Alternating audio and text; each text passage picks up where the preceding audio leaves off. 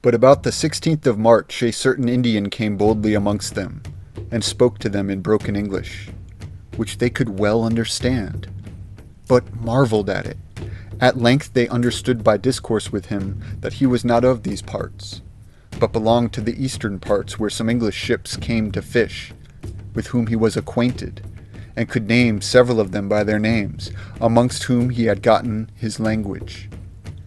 He became profitable to them in acquainting them with many things concerning the state of the country and the eastern parts where he lived, which afterwards profitable unto them, as also of the people here, of their names, number, and strength, of their situation and distance from this place, and who was chief amongst them.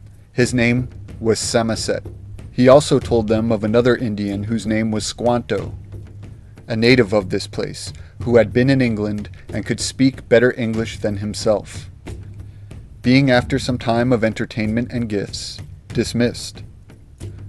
A while after he came again, and 5 more with him, and they brought again all the tools that were stolen away before, and made way for the coming of their great sachem called Massasoit, who, about 4 or 5 days after, came with the chief of his friends and other attendants, and with the aforesaid Squanto, with whom, after friendly entertainment and some gifts given him, they made a peace with him, which hath continued for this 24 years, in these terms, that neither he nor any of his shall injure or do hurt to any of their people. 2. That if any of his did hurt any of theirs, he should send the offender that they might punish him. 3.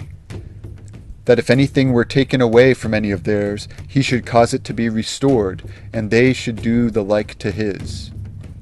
4. If any did unjustly war against him, they would aid him. If any did war against them, he should aid them. 5.